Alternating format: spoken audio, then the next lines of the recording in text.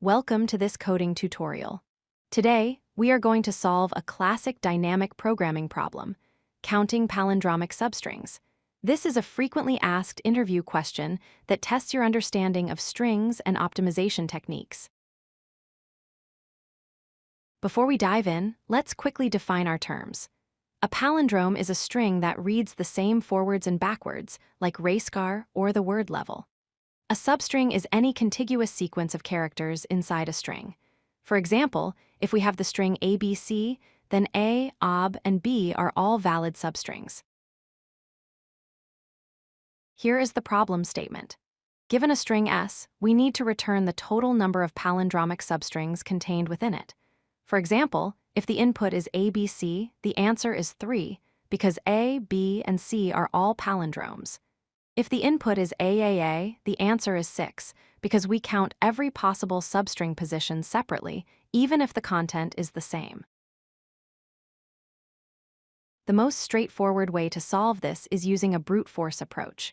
We can iterate through every possible starting position I and every possible ending position j. Then, for each pair, we check if the substring is a palindrome. However, checking if a string is a palindrome takes linear time, making the total time complexity O of n cubed. This is too slow for large inputs.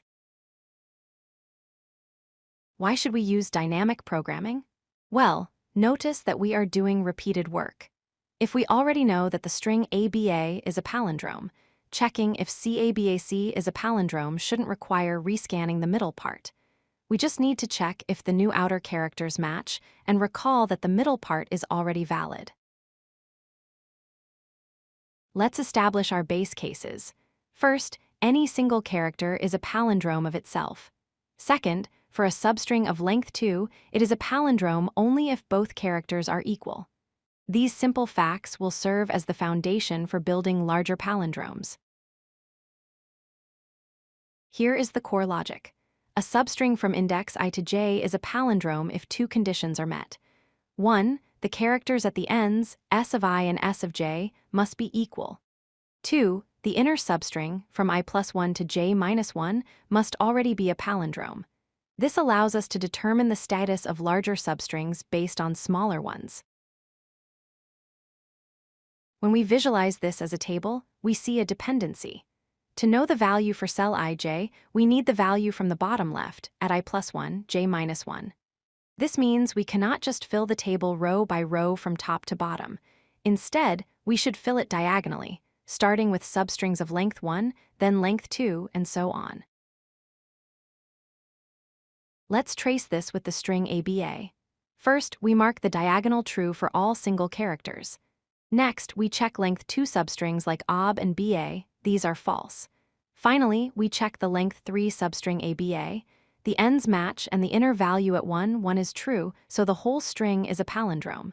We sum up the true values to get our answer, which is 4. Here is the pseudocode logic. We initialize a Boolean DP table. We iterate through the length of the substring from 1 to n for each length, we slide through the string. If the characters at the current ends match and the inner part is valid, we mark the cell as true and increment our count.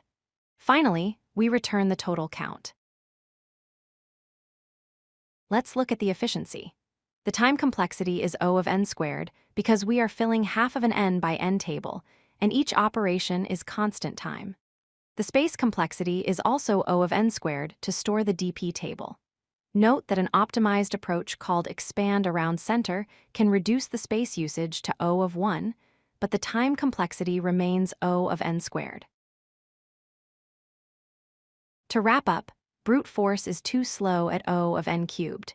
Dynamic programming improves this to O of n squared by reusing previous results. We define a state where dp of I, j tells us if that substring is a palindrome. This ensures we solve the problem efficiently. If you like this video, hit that like button and don't forget to subscribe. Visit codelucky.com for more such useful content.